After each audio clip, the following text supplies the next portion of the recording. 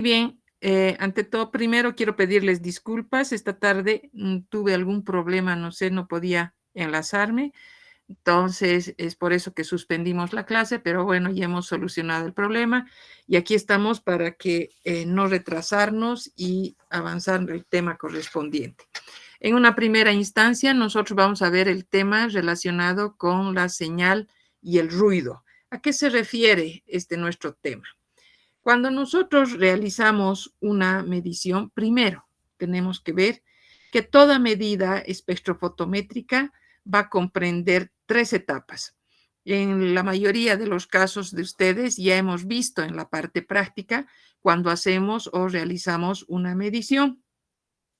Una primera etapa consiste en un ajuste al 100% de transmitancia, que nosotros lo realizamos un ajuste al 0 de absorbancia, no sé si ustedes recuerdan, pero que corresponde al 100% de transmitancia. Este ajuste lo realizamos utilizando un blanco que es el agua destilada, si ustedes recuerdan. La segunda etapa, podríamos decir, se refiere a la medida de la absorbancia. También debemos recordar, y con algunos grupos de práctica hemos visto esto, que hay la posibilidad o hay un ajuste que nosotros no lo hemos mencionado hasta el momento en algunos casos, que se refiere el ajuste al 0% de transmitancia. Este ajuste no lo hemos tomado en cuenta, no lo hemos realizado, porque es una responsabilidad del fabricante de realizar este ajuste el momento en que nosotros estamos haciendo la compra o estamos adquiriendo el equipo. Entonces, son en situaciones excepcionales que nosotros como operadores vamos a realizar un ajuste al 0% de transmitancia. Este ajuste, como les digo, ya está realizado, ya es una responsabilidad del fabricante el momento que nos vende el equipo. Pero nosotros recordemos que en todas nuestras lecturas, previa a la lectura de la muestra, previa a la medida de absorbancia o a la medida de porcentaje de transmitancia, nosotros debemos realizar el ajuste al 0 de absorbancia, si estamos trabajando en absorbancia, o el ajuste al 100% de transmitancia, si nosotros estamos trabajando en porcentaje de transmitancia. Ahora, cuando hablamos de la medición, tenemos que tomar en cuenta una relación y esta relación se llama o consiste en la relación señal-ruido, que es un parámetro de calidad que sirve para describir la calidad de un método. Es decir, todo proceso de medición está compuesto por dos elementos. En primer lugar, la información del analito, que es lo que nosotros buscamos y está representado por la letra S, y como denominador tenemos a un ruido minimizado. Un ruido minimizado que en este caso va a estar representado por la letra N mayúscula, como ustedes pueden ver. Entonces, esta medición está compuesta por esa relación señal-ruido. Nosotros no podemos trabajar únicamente con el ruido, ni tampoco podemos tomar solo la información proveniente del analito. Eso imposible, sino necesariamente tenemos que tomar en cuenta la relación señal-ruido, porque o sea, un equipo, por muy bueno, por muy fino, por un muy buen monocromador que tenga, etcétera, y sea muy moderno, nunca va a poder trabajar o va a poder proporcionarnos únicamente la información del analito. Siempre, siempre va a ir acompañado de un ruido muy minimizado, cada vez diríamos en una cantidad mínima, pero necesariamente presente. Y cuando hablamos del ruido, nos estamos refiriendo a variaciones aleatorias a la salida del instrumento debido no solo a las fluctuaciones eléctricas, sino también a otro tipo de variables, como ser la forma en el que el operador utiliza el instrumento, la posición de las cubetas en el haz luminoso, la temperatura que presenta la solución y también podríamos tomar en cuenta la salida de la fuente. O sea que no solamente nosotros asociamos el ruido, la presencia del ruido, cuando se presentan algunas variaciones eléctricas, cuando hay ciertas fluctuaciones que podríamos nosotros considerarlas como origen del ruido, sino que hay otras variables, la forma en que el operador va a manejar el equipo, la posición en la que se coloca la cubeta, la temperatura de la solución, la forma en que salga a partir de la fuente. Entonces, son situaciones que aparentemente podríamos no tomarlas en cuenta, que podrían ser desapercibidas, pero que son o constituyen el origen de estas variaciones aleatorias, estas variaciones incontrolables, estas variaciones molestas, diríamos, que escapan a cualquier tipo de control el momento en que nosotros estamos realizando una medición. Entonces, toda medición necesariamente, aparte de la información del analito, tendrá que considerar un porcentaje, una fracción que esté destinada al ruido. Este ruido cada vez será más minimizado, pero efectivamente estará presente. Bien, aquí tenemos un pequeño ejemplo o de una representación de lo que va a ser el ruido. En estos dos cuadros nosotros vamos a tener el efecto del ruido. Alguien está con su micrófono, revise por favor. ¿Qué entiendes tú? Le vamos a escuchar qué entiendes tú. Ya. El efecto del ruido sobre la señal se puede representar a través de esta pequeña gráfica. En el primer caso vamos a ver una señal totalmente, una señal de corriente, obviamente, totalmente diminuta y que no, casi imperceptible. Y en el caso, a la derecha, nosotros podemos ver una representación de la misma señal de corriente, pero en ausencia del ruido, totalmente limpia, totalmente notoria y no como en el primer caso, totalmente, diríamos, enmascarada con lo que viene a ser el ruido. Luego vamos a ver cuáles son las fuentes del ruido dentro de lo que es el análisis instrumental. Los análisis químicos están afectados por los siguientes tipos de ruido. Vamos a tener o vamos a clasificar a los ruidos como el ruido químico, vamos a tener el ruido instrumental. A su vez, el ruido instrumental toma en cuenta tres casos que van a ser el primero, el ruido del disparo del detector. En segundo lugar, tenemos el ruido térmico o conocido también con el nombre de ruido de Johnson. Tenemos luego el ruido del parpadeo de la fuente y finalmente también tenemos que considerar el ruido ambiental. Entonces, como ustedes pueden ver, son distinto el origen de estas variaciones, de la presencia de este ruido, de estas variaciones aleatorias que no podemos llegar a controlar en un momento dado cuando estamos realizando la medición. Entonces, en primer lugar, vamos a referirnos a lo que es el ruido químico. El ruido químico, como principal característica, podríamos decir que modifica la química del sistema.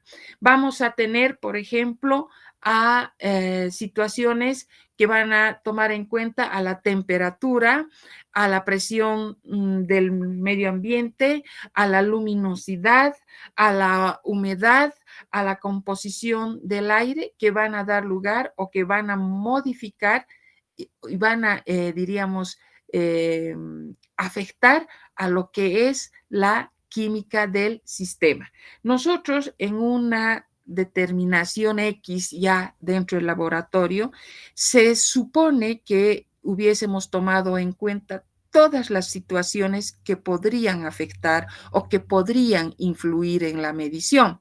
Estamos refiriéndonos desde la presencia de los reactivos, las cantidades, los volúmenes, etcétera, etcétera, y igualmente todas aquellas situaciones que podrían de una u otra manera originar y lograr un cambio en la información o en la medición que nosotros estuviésemos buscando. Como hemos dicho y hemos hablado en un momento inicial y nos hemos referido al ruido como a una variación aleatoria que vamos a tenerla presente cuando estemos realizando la medición. Cuando nos referimos al ruido químico, hemos dicho básicamente que este ruido se origina cuando se modifica, cuando se altera, cuando se influye en la química del sistema. A ver, ¿qué podemos decir en este caso? Nosotros vamos a tener una reacción posiblemente donde vamos a tomar en cuenta, por ejemplo, que a ver, ¿cómo podríamos explicar esto? Tenemos un elemento, tenemos una determinación X que estamos realizando y en ese proceso de llevar a cabo esta reacción donde la muestra va a ser, como se dice, va a reaccionar, va a dar lugar a una serie de cambios, si vale el término, pero van a haber situaciones, podríamos decir, que van a afectar y que van a ser, diríamos, o que son ajenas al control por parte nuestra. Es decir, estas situaciones, estos aspectos, como por decirles, el control de la temperatura, el control de la presión, que podrían de alguna manera afectar, por ejemplo, la posición del equilibrio químico, las fluctuaciones debido a la humedad, van a originar, si vale el término, cambios a nivel de la muestra. Por decirles también la presencia de algunas vibraciones, cuando nosotros estamos hablando de algún tipo de sólido pulverizado, por ejemplo, igualmente se va a ver afectado. O también la posibilidad de modificar la intensidad de la luz en determinadas situaciones, por decirles, si estamos frente a materiales fotosensibles, igualmente se van a ver afectados. Ahora, por ejemplo, los vapores que se podrían presentar u originar en el laboratorio en un momento dado podrían interactuar con el reactivo o también podrían interactuar con la muestra. Un ejemplo también bastante simple que igual afectaría o modificaría a la química del sistema y que escaparía a nuestro control es la posibilidad de que el momento en que se lleve a cabo, se desarrolle la reacción, nosotros contaríamos, por ejemplo, con el humo de un cigarrillo proveniente de un fumador X que nunca nosotros habíamos considerado y ni habíamos tomado en cuenta. Todas estas situaciones que hemos mencionado anteriormente, como vuelvo a repetir, la humedad, la composición del aire, la temperatura del medio ambiente, todo eso va a influir, va a afectar. ¿A qué nivel? A nivel de la química del sistema. Es decir, es ahí donde se origina. Por eso decimos que es el ruido químico. Cuando nosotros nos referimos a aquellas variables y que escapan a nuestro control, cuando realizamos una medición, pero ¿dónde se han originado? ¿Dónde se han producido las modificaciones? a nivel de la muestra, a nivel de los reactivos. Por eso decimos modifica la química del sistema. Llegado el momento, todos estos parámetros en un momento dado van a afectar al equilibrio químico que nosotros estamos buscando. Esto cuando hablamos del ruido químico. Pero también tenemos que referirnos a lo que va a ser el ruido instrumental. El ruido instrumental, como su nombre dice, se refiere a los componentes propios del instrumento y también puede ser a los pasos que se llevan a cabo en la medición. Este ruido instrumental lo podemos clasificar o lo vamos a tipificar en tres casos. En primer lugar, vamos a tener el ruido térmico, conocido también como ruido de Johnson. Luego tenemos el ruido del disparo del detector. Y en tercer lugar, nosotros vamos a hablar del ruido del parpadeo de la fuente. Vamos a hablar en primer lugar entonces del ruido térmico, conocido también con el nombre de ruido de Johnson. También por las características que tiene, puede ser llamado, puede ser conocido como el ruido blanco. También podemos hablar o denominarlo como el ruido de Nyquist. Todos estos nombres pueden ser, con todos estos nombres, podemos identificar a este ruido térmico. Ahora, ¿cómo se origina o a qué se refiere este ruido térmico?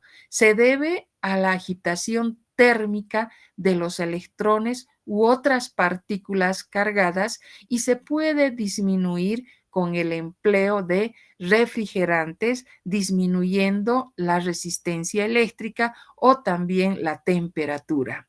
Es una corriente oscura generada por el calentamiento y esto dependerá del ancho de banda. Ahora, a ver, vamos a ir viendo este tipo de ruido térmico para que podamos comprender mejor. Hemos dicho que la causa de este ruido térmico se genera a partir de la agitación térmica de los electrones y de otras partículas cargadas. ¿Dónde nosotros encontramos este caso? Si estamos mencionando que el ruido instrumental puede deberse, hemos dicho, puede presentarse a nivel de cada uno de los componentes de los instrumentos. Cuando hemos hablado de los componentes de los instrumentos, si ustedes recuerdan, hemos hablado desde la fuente de radiación, hemos hablado desde el selector de longitud de onda, nos hemos referido a las cubetas o a las celdas que contienen el analito, hemos hablado de los detectores y finalmente hemos tomado en cuenta los medidores con sus procesadores de señal. Cuando nos hablan de la agitación térmica de los electrones u otras partículas cargadas, nosotros inmediatamente podemos asociar a un tipo de detector, si ustedes recuerdan, del fototubo. El fototubo era un detector que estaba formado por una ampolla cerrada al vacío, si ustedes recuerdan, que tenía dos elementos, ¿no es cierto? Uno que era la superficie catódica que estaba recubierta por un material fotoemisivo y teníamos al ánodo. Entonces, ¿qué ocurría? Venía un haz de fotones, incidía en la superficie fotoemisiva del cátodo y aquí los electrones que previamente se habían agitado inmediatamente migraban hacia el ánodo, ¿no es cierto? Entonces, estamos hablando que íbamos a contar con una agitación térmica de los electrones o de otras partículas, dependiendo el tipo de elemento con el que podríamos estar trabajando. En este caso, nosotros nos estamos refiriendo exclusivamente o estamos dando como ejemplo a lo que es el fototubo. Entonces, ¿qué ocurre? Estos electrones se han agitado, si vale el término, han sufrido una agitación térmica normal, perdón, han sufrido una agitación normalmente por el haz de fotones. Debería ser así, ¿no es cierto? Pero si ustedes recuerdan, cuando hablábamos de las desventajas que presentaba el fototubo, habíamos mencionado que podía presentarse un calentamiento, recuerda, y ese calentamiento entonces podía ser el causante, si vale el término, de la agitación térmica de los electrones. Entonces, esta agitación de los electrones era originada, ¿por qué? Por ese calentamiento del fototubo y no así por el haz de fotones que podía, por el haz de fotones que era el que iba a llegar a esta superficie fotoemisiva. Entonces, en otras palabras, era una corriente oscura que se producía, que se generaba por el calentamiento. Entonces, donde no solamente vamos a dar este ejemplo o se puede presentar en el caso del fototubo. Yo les he mencionado el fototubo porque es algo que hemos visto, es algo que ustedes conocen, es algo que en lo que ustedes se ubican. También pueden presentarse en los capacitadores, pueden estar en los transductores, en algún tipo de celdas de electroquímicas, etcétera, etcétera. Es decir, van a crear una irregularidad de carga en forma periódica y esto va a generar esas fluctuaciones de voltaje que nosotros la vamos a denominar como ruido. Ahora, se puede disminuir esto dependiendo o diríamos, se puede disminuir cuando nosotros tendríamos la posibilidad también de reducir el ancho de banda. Cuando nosotros entonces, una opción para poder trabajar y para poder minimizar este tipo de ruido sería reducir el ancho de banda. Ahora, también tenemos el segundo caso referido al ruido del disparo del detector. El ruido del disparo de detector aparece siempre que los electrones u otras partículas cargadas cruzan una unión. Este ruido se origina al producirse un movimiento de partículas cargadas con sucesos que ocurren al azar y la velocidad a la que ocurren está sujeta a las fluctuaciones. Este ruido puede minimizarse reduciendo también el ancho de banda. Entonces, este ruido de disparo del detector, ¿cómo nosotros lo podríamos interpretar? En este caso, por ejemplo, tendríamos que mencionar, en el caso de, igualmente, nos serviría, como conocemos, como hemos visto, tendríamos que referirnos al hecho, por ejemplo, de hablar nuevamente con el fototubo que nosotros utilizamos como un detector, ¿no es cierto? ¿Qué ocurre? Ya conocemos su estructura, ya sabemos sus componentes, sabemos que está representado por podríamos decir, es una ampolla cerrada al vacío, en cuyo interior vamos a encontrar un ánodo y también vamos a encontrar un cátodo. Sabemos que este cátodo está recubierto por una serie de superficie, o sea, de un material fotoemisivo. Normalmente va cambiando, va variando. Eso es lo que hace que este elemento o este tipo de detector permanezca como se dice, en vigencia, sea siempre tomado en cuenta. Y vamos a ver que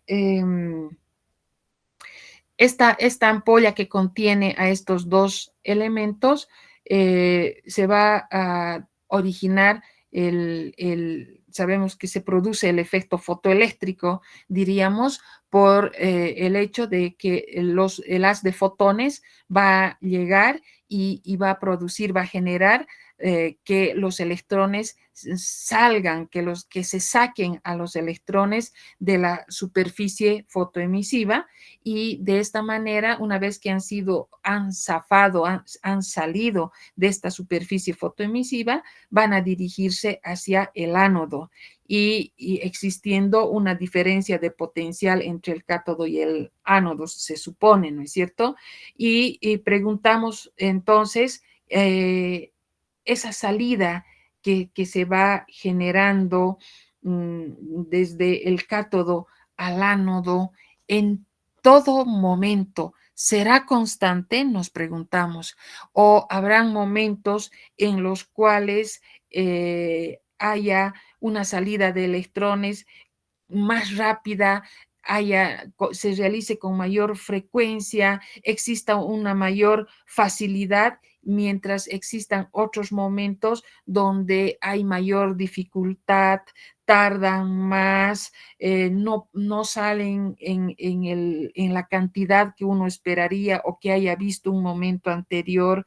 Entonces, ¿qué es lo que ocurre? El aparato mide la cantidad, el flujo de electrones. Este ruido se va a originar al producirse ese movimiento de electrones o de alguna otra partícula también cargada, donde van a presentarse sucesos que se producen al azar, donde la velocidad a la que se lleven a cabo, a la que ocurra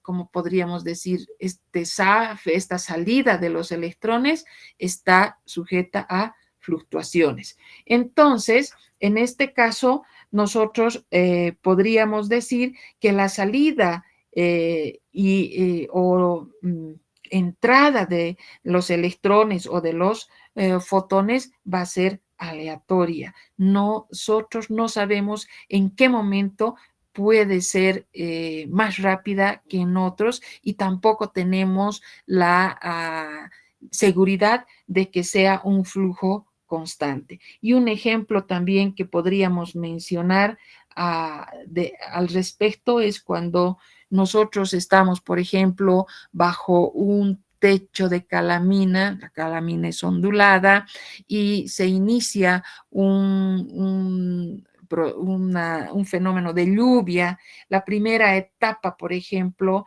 que nosotros vamos a sentir, vamos a ir sintiendo el inicio de la lluvia, por ejemplo, va a hacer que vayamos sintiendo la caída de una gota, la otra gota, es decir, gota a gota va iniciándose la lluvia, va a ir aumentando, va a ir incrementándose el ruido, pero en un inicio nosotros hemos tenido la capacidad de ir diferenciando gota por gota, cada vez se acelera, cada vez aumenta más, hasta que llegamos a una lluvia fuerte, llegamos, por decirles, a un, ¿cómo se dice?, a un chaparrón, una cosa fuerte, así una tempestad, donde nosotros ya no logramos diferenciar la llegada de las gotas, sino es un ruido total, es un ruido fuerte que no podemos diferenciar de ninguna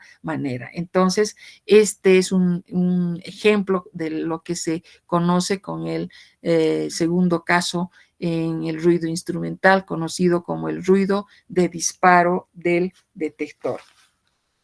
Ahora, luego vamos a tener el tercer caso, que se conoce con el ruido del parpadeo de la fuente.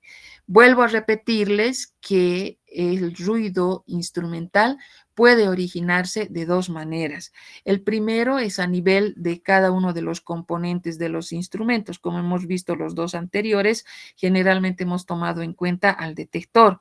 En este caso, también de ruido instrumental, podremos mencionar como origen la fuente de radiación. Por eso se conoce con el ruido del parpadeo de la fuente. El ruido del parpadeo de la fuente se presenta cuando en la fuente de radiación aparecen pequeñas variaciones de intensidad o de potencia. Este ruido se puede corregir o se puede disminuir empleando resistencias de filamento enrollado. A ver, ¿cómo podemos explicar este tipo de ruidos? ¿Cómo se origina? Podemos pensar en un foco que se enciende debido a la presencia de una corriente eléctrica. El momento en que se produzca una pequeña variación de la corriente eléctrica que a ustedes les consta, se presenta, la variación de la intensidad de la potencia va a ser exponencial. Entonces, ¿esto qué quiere decir?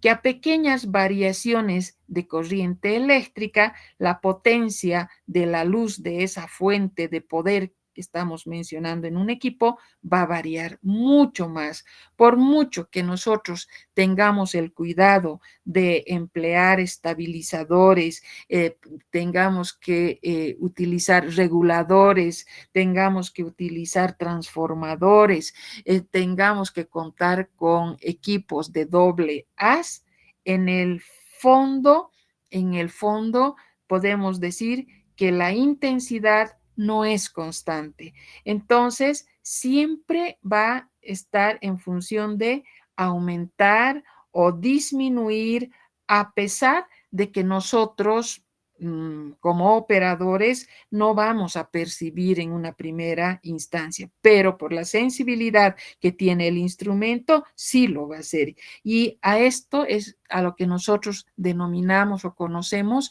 como el ruido del parpadeo de la fuente. Esto se debe, como podrán ubicarse, se llama el parpadeo de la fuente por el hecho de que la fuente va a presentar pequeñas variaciones de intensidad o de potencia en aparatos como los espectrofotómetros, como los fotómetros u otros equipos que también tuviesen las mismas características. Este ruido del parpadeo de la fuente se caracteriza por su calor inversamente proporcional a la frecuencia de la señal y que se observa. Las causas, como hemos dicho, no están bien comprendidas de estas variaciones y su presencia se reconoce por la gran diferencia que existe con la frecuencia. El ruido del parpadeo de la fuente se puede minimizar, tal vez se pueda corregir en algo cuando en la construcción en la construcción del equipo se emplee resistencias de filamento enrollado en lugar de utilizar aquellas que están o que son de naturaleza de carbón, son construidas en base al carbón. Finalmente, nosotros tenemos que hablar de un ruido ambiental. El ruido ambiental nosotros lo definimos como aquellas señales que no son deseadas tampoco, que se producen fuera de la muestra, es decir, no se originan en el sistema, como en el caso del ruido químico, y tampoco se originan a nivel del instrumento, sino constituyen una mezcla de diferentes tipos de ruido que se originan, que provienen del entorno. Este ruido se puede mejorar, no tampoco podemos, como se dice, eliminarlo con el uso de un hardware, desarrollando un instrumento que sea mucho más aislado, un instrumento donde por la presencia de otros elementos adicionales, por ejemplo, no pueda ser influenciados por una serie de elementos, de fuentes generadoras de energía. Entonces, este ruido ambiental que acabamos de decir, se tratan también de señales no deseadas que se producen fuera de la muestra, fuera del instrumento, por eso se lo denomina como ruido ambiental, y estas señales van a variar el entorno de la medición del instrumento. Y hemos dicho que se puede aislar, se puede, diríamos, controlar un poco a través de programas donde se logre aislar al instrumento con la presencia de filtros, con la presencia de estabilizadores o la presencia de programas informáticos que tengan la posibilidad de realizar análisis estadísticos y nos proporcionen una mejor medición o que se tome en cuenta, por ejemplo, la media para evitar, diríamos, muchas variaciones. En resumen, podríamos decir que este ruido ambiental tiene su origen en una mezcla de distintos tipos de ruidos procedentes del entorno.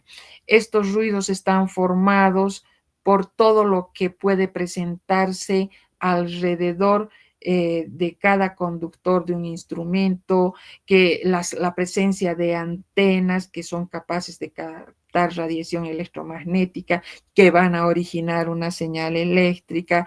Luego tenemos numerosas fuentes de radiación electromagnética en el ambiente, incluidas las líneas de energía eléctrica, las estaciones de radio, las estaciones de televisión, los sistemas de ignición de motores. También podemos hablar inclusive a las gasolineras. Muchas veces el ruido está causado por anchos de banda estrechos.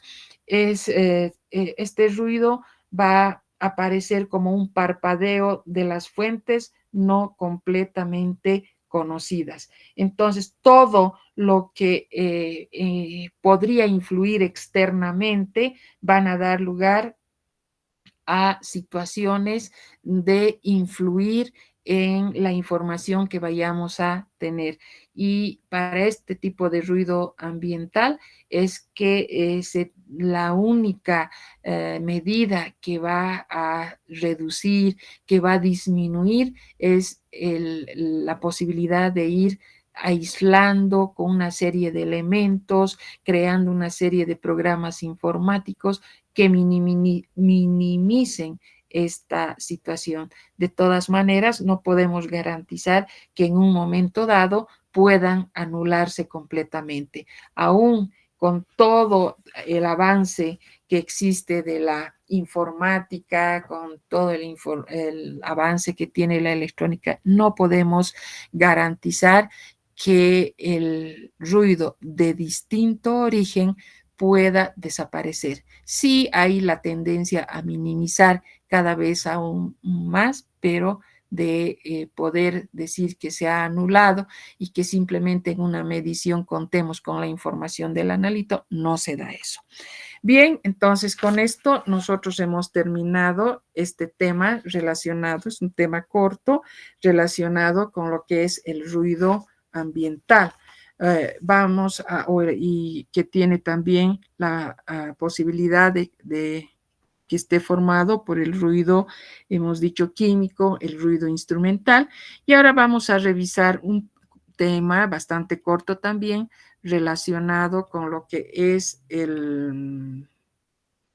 ¿qué se llama? Vamos a ver otro temita que va a ser corto, que nos va a permitir.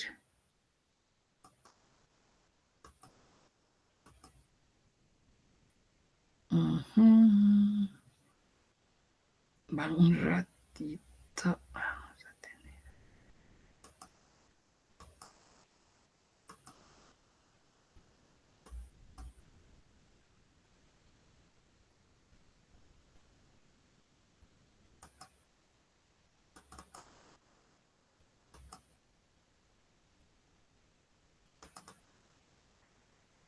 ¿Pueden ver, jóvenes? Sí, doctora.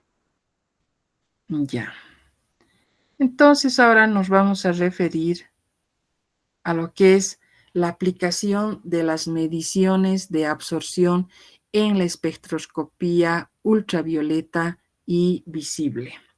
¿A qué nos referimos? Primero vamos a hablar de las especies absorbentes.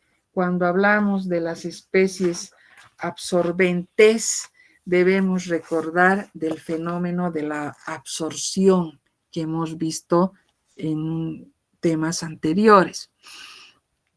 La absorción de la radiación comprendida en las regiones del ultravioleta y del visible por una especie atómica o molecular provoca la excitación de los electrones de enlace que tiene un tiempo de duración de 10 a la menos 8 o 10 a la menos 9 segundos y se la considera en dos etapas. La primera etapa, que vamos a tomarla en cuenta como la etapa excitadora, si vale el término, donde vamos a contar con una muestra. A ver, un ratito, vamos a hacer esto.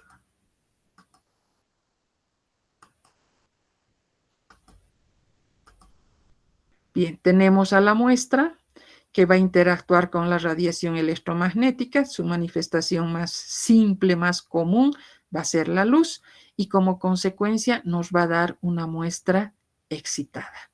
Eso es la primera etapa que nosotros podemos manifestar. Tenemos que recordar necesariamente que en qué regiones del espectro electromagnético se presenta la absorción. Se presentan en la región del ultravioleta y en la región del visible. Y para determinadas circunstancias consideramos la región del cercano infrarrojo, ¿no es cierto? Entonces, este fenómeno de la absorción, tanto de átomos como de moléculas. Y es a través de este fenómeno de absorción nosotros podemos realizar un análisis cuantitativo. Bien, entonces, para que nosotros tengamos una comprensión mejor, hemos dividido en dos etapas. La primera etapa, cuando consideramos a la especie absorbente, tenemos a la sustancia química, tenemos al analito, como ustedes quieran llamarlo, que va a interactuar con la radiación electromagnética, que va a ser la luz proveniente de una fuente de radiación con una determinada longitud de onda, ¿no es cierto? Nos va a dar lugar a una muestra excitada como tenemos acá. Bien, obviamente esto cuando estamos hablando de una longitud de onda que va a ser capaz de excitar al analito. Y también hemos mencionado que este estado, diremos así, de excitación es un tiempo demasiado fugaz, demasiado corto, que dura entre 10 a la menos 8 a 10 a la menos 9 segundos. Entonces, ¿cuál es el paso que continúe o que se lleva a cabo a continuación, es decir, la segunda etapa. La segunda etapa, vamos a ver que consiste en que esa muestra excitada vuelva a su estado fundamental. Y en este caso contamos de tres formas o consideramos tres aspectos por los cuales va a volver a su estado fundamental. Es decir, tres situaciones que van a tomar en cuenta al proceso de relajación. Bien, ¿en qué es lo que va a ocurrir en cada uno de estos?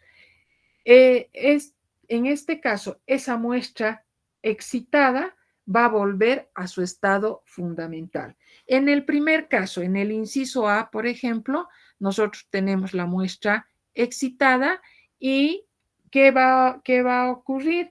Vamos a ver que va a haber una especie de conversión de esa energía de excitación en calor, ¿no es cierto? Entonces, de esta manera, en esta reacción nos va a demostrar eso. La muestra excitada va a volver a su estado fundamental, a su estado elemental, pero va a considerarse el desprendimiento de calor. Este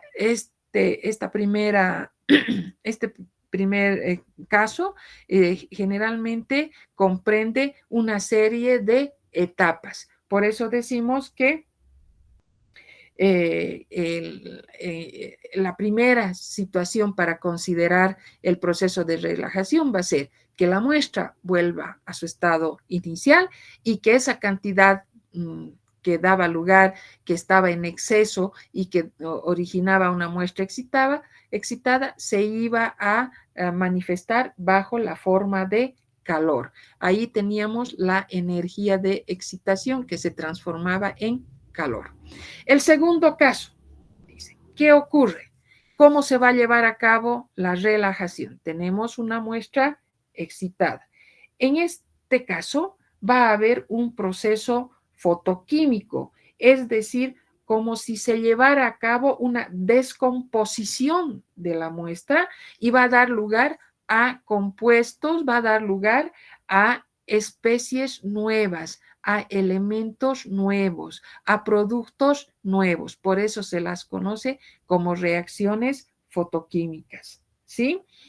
Ahora, y finalmente podemos tomar en cuenta que el proceso de relajación puede llevarse a cabo, puede ocurrir en este caso, en la tercera opción, donde la muestra excitada va a dar lugar a una muestra en su estado fundamental y la posibilidad de contar con una reemisión de radiación que puede dar lugar a la fluorescencia o a la fosforescencia, que esta reemisión que dará lugar a la fluorescencia o fosforescencia, esta dependerá o se diferenciará por el tiempo. Entonces, por lo general, la absorción de radiación en las regiones del ultravioleta y del visible es el resultado de la excitación de los electrones de enlace. Debido a esto, las longitudes de onda de las bandas de absorción se pueden correlacionar con los tipos de enlace de la especie que estamos estudiando. Entonces, una vez que hemos visto esta segunda etapa, nosotros vamos a referirnos a la interacción de la radiación con la materia. La espectroscopía de absorción molecular va a ser válida, o es válida, mejor dicho, para identificar grupos funcionales presentes en una molécula, pero tiene mayor importancia en la determinación cuantitativa de compuestos que contienen grupos absorbentes. Para esto tenemos tres tipos de transiciones electrónicas que clasifican a las especies absorbentes. En primer lugar, nosotros tenemos a los electrones pi, a los electrones sigma y a los n. Luego consideramos a los electrones d, y F, y finalmente tenemos aquellos electrones de transferencia de carga. Esto de una manera general, ¿no es cierto? Entonces, ahora, las transiciones que se van a producir con mayor frecuencia van a ser las transiciones que van a ir desde sigma hasta sigma que haya sido excitado. Luego tenemos las transiciones que van a ir de n a sigma excitado. Las transiciones que van a ir de n hasta pi excitado y finalmente las transiciones que van a ir de pi a pi excitado. Esas son las 4 transiciones que nosotros podríamos considerarlas cuando nosotros hablamos de las especies absorbentes que contienen a los electrones pi, a los electrones sigma, consideramos a n que incluyen iones y moléculas orgánicas, así como también la presencia de algunos iones inorgánicos. Para esto, nosotros hemos elaborado una pequeña tablita, tenemos aquí, para representar a las especies absorbentes que podrían presentarse. En primer lugar, vamos a ubicar desde sigma a través de esta flecha verde, vamos a ver que va a llegar hasta sigma excitado, que va a dar lugar a la primera transición. Cuando absorben fotones de energía adecuada, se pueden dar los 4 tipos de transiciones electrónicas. La primera que va a ir, como decíamos, desde sigma hasta sigma excitado. Es decir, estamos hablando de los electrones en orbitales moleculares sigma, por si acaso. Luego tenemos el segundo tipo de transición electrónica que va a ir desde N hasta sigma excitado. Tenemos aquí N y va a ir hasta sigma excitado, con sus características respectivas para cada una de estas transiciones. Luego tenemos que considerar aquellos orbitales moleculares pi que van a ir hasta los pi excitados que estamos aquí, representada por esta flecha roja gruesa que ustedes pueden ver, que va a ir desde pi hasta pi excitado, para finalmente tomar en cuenta aquellos que van desde n hasta pi excitados. Entonces, ¿qué es lo que vamos a tomar en cuenta? Tenemos aquí, y nos referiremos a las transiciones que van a ser sigma, sigma excitados. Requieren de una gran cantidad de energía, por tanto, se producen en la región de frecuencias muy elevadas correspondientes al ultravioleta al vacío. Es decir, considerando longitudes de onda menores a 150 nanómetros, por lo que no tienen mayor interés en espectroscopía. Se observa en compuestos que solo tienen enlaces carbono-hidrógeno, como es el caso del metano y el etano. Entonces, ¿qué ocurre en este tipo de transiciones? Existe un electrón de un orbital sigma enlazante de una molécula, se excita al correspondiente orbital antienlazante mediante la absorción de radiación. En este caso, por lo tanto, vamos a decir que la molécula se encuentra en su estado excitado. Por eso decimos que va a ir desde sigma hasta sigma excitado. Comparando con otras posibles transiciones que vamos a ver más adelante, la energía requerida para que tenga lugar este tipo de transición va a ser demasiado grande, correspondiendo a una frecuencia radiante de la región del ultravioleta al vacío. Y recordemos que nosotros cuando hablamos ya de los métodos empleados para el análisis químico, el ultravioleta al vacío no lo tomamos en cuenta por una serie de dificultades que se nos presentan. Debido a estas complicaciones, diremos así, experimentales y el hecho de trabajar en el vacío, este tipo de absorción va a ser muy limitado y podríamos nosotros inclusive descartarlo. Pasamos al segundo tipo de transiciones.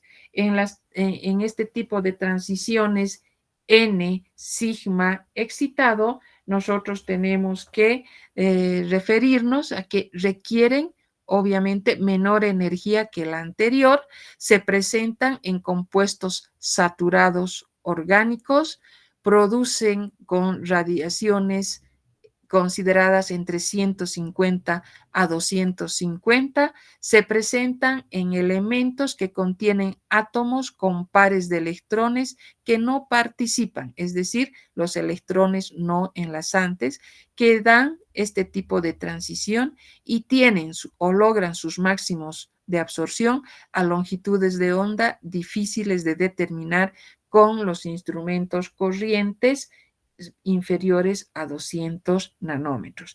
Este segundo tipo de transición que toma en cuenta los componentes o a los distintos compuestos que son saturados, vamos a decir que los máximos de absorción para este tipo de transiciones se van a ir desplazando hacia longitudes de onda cada vez más cortas, además en presencia de disolventes polares, como va a ser el etanol, como va a ser el agua. Podemos decir que el número de grupos funcionales orgánicos con picos en esta región del ultravioleta es demasiado pequeños y utilizados diríamos, muy rara vez. Y pasamos luego a los dos tipos de transiciones mucho más frecuentes, que van a ser las transiciones N-pi excitado y pi excitado. La mayoría de estas transiciones requieren energías que se encuentran en el ultravioleta y en el visible. Estamos hablando de longitudes que oscilan aproximadamente entre 200 y 700 nanómetros, propias de los compuestos orgánicos con grupos funcionales que no sean saturados, a los que se los denomina cromóforos. Resultan adecuadas para las condiciones experimentales habituales. Las transiciones pi excitados presentan una absorción muy superior a aquellas de la radiación, muy superior de radiación a las transiciones N-pi excitado. Entonces, en este caso, nosotros tenemos que considerar que en este tipo de transiciones vamos a poder ubicar, vamos a poder tomar en cuenta a aquellos compuestos orgánicos que presenten grupos funcionales y que sean no saturados. Y a este tipo de elementos nosotros los conocemos, nosotros los denominamos como cromóforos. Entonces son los de mayor aplicación. Ahora, algo que es muy importante en este caso va a ser el efecto de los disolventes. Vamos a tener picos asociados con transiciones N-pi excitados, generalmente que se van a desplazar hacia longitudes de onda mucho más cortas. ¿Eso qué quiere decir? Desplazamientos ipsocrómicos o desplazamientos hacia el azul, al aumentar la polaridad del disolvente.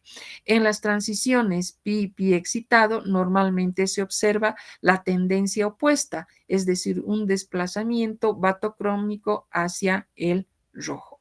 A ver, para que nos ubiquemos perfectamente en estos tipos de desplazamientos, nosotros tenemos que, en primer lugar, ubicarnos en lo que es el espectro electromagnético.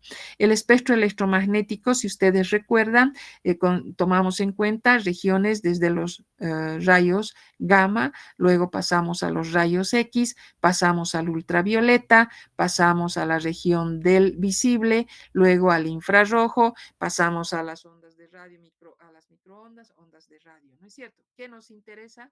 Las zonas que son de interés para nosotros van a ser, hemos dicho, el ultravioleta y el visible, y para determinadas circunstancias tomamos una pequeña fracción del infrarrojo. ¿Está claro hasta ahí? Entonces, ¿qué es lo que ocurre? Cuando nosotros hablamos del efecto del disolvente, en otras palabras, de la polaridad del disolvente, como hemos hablado en un inicio, vamos a ver que los picos asociados con las transiciones N-pi generalmente se desplazan hacia longitudes de onda más cortas, cuando nosotros estamos hablando de los disolventes más polares. ¿Esto qué quiere decir? Ubicados ya en el espectro electromagnético, van a tener un desplazamiento que va a ir hacia la izquierda, es decir, va a ir hacia regiones próximas al ultravioleta y, y estas regiones sabemos que son todavía mucho más energéticas, tienen una mayor frecuencia, pero tienen una disminución de o sea, tienen una menor longitud de onda, porque la longitud de onda va a ir en sentido creciente hacia la derecha. Por eso decimos, cuando aumenta la polaridad del disolvente, va a haber un desplazamiento ipsocrómico o hacia el azul. Otra forma de que ustedes se ubiquen es cuando descomponen un haz de luz del visible, tenemos que ubicarnos en los distintos colores del espectro y cada color está representado por una longitud de onda y sabemos que el azul va a tener una menor longitud de onda que las que vienen a continuación o del amarillo, el naranja, hacia el roja.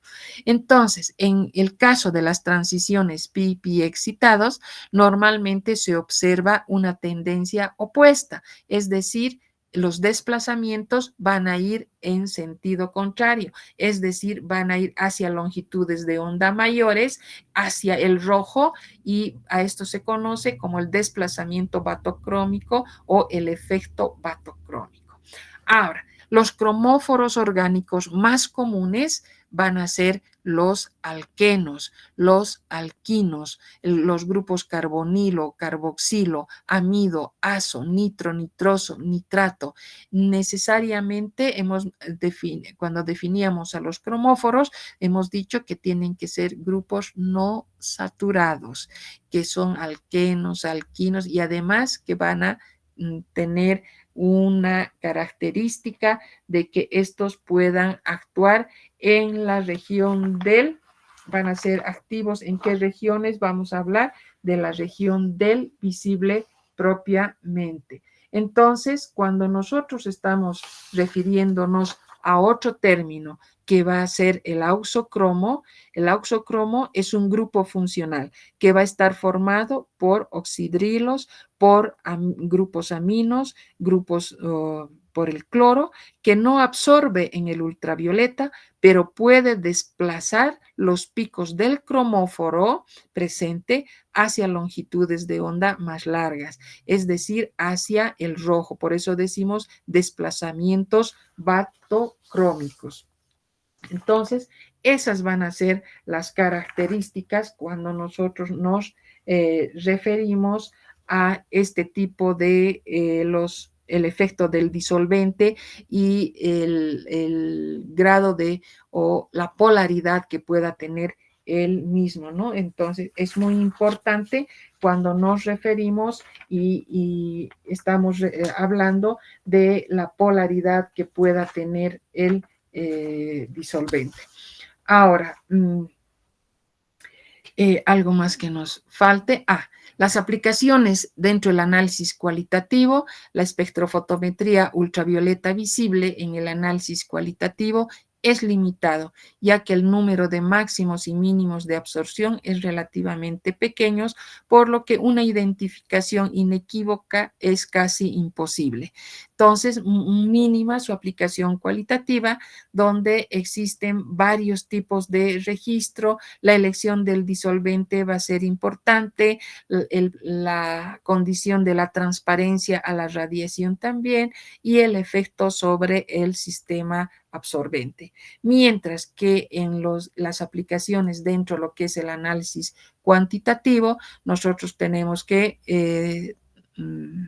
definir que constituye una de las herramientas más útiles y más empleadas, debido a que tiene una gran aplicabilidad para sistemas orgánicos y sistemas inorgánicos. Existe una sensibilidad que va entre 10 a la menos 4 a 10 a la menos 5. Hay una selectividad de moderada a alta. Existe una buena precisión. La adquisición de datos es fácil y adecuada, y las medidas de absorbancia espectrofotométrica se hacen a una longitud de onda correspondiente al pico de absorción. Las variables que influyen en el espectro de absorción incluyen la naturaleza del disolvente, el pH de la disolución, la temperatura, la concentración de los electrolitos y la presencia de sustancias interferentes que podrían encontrarse en este caso. Bien, entonces, cuando y en eso terminamos. Entonces, nosotros tenemos que recordar que tenemos este tipo de especies absorbentes, van a ser características de regiones del ultravioleta, del visible, de compuestos orgánicos que sean insaturados, a los que nosotros denominamos cromóforos, pero también debemos recordar la presencia de grupos funcionales conocidos como auxocromos, que tienen la característica de no absorber radiación a longitudes de onda mayores de 200, es decir, estamos hablando del ultravioleta, pero sí tienen la característica de absorber intensamente cuando se encuentran a longitudes de onda que sean longitudes de onda comprendidas en el ultravioleta lejano. Entonces, de esta manera también estos van a poder influir. Bien, hemos terminado ahora con este pequeño tema y estaríamos listos para pasar a otro tema la próxima clase. Que tengan un buen descanso, buenas noches, y nos vemos en nuestro horario normal el próximo jueves.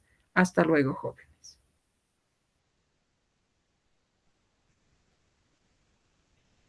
Hasta luego, doctora. A ver, a ver.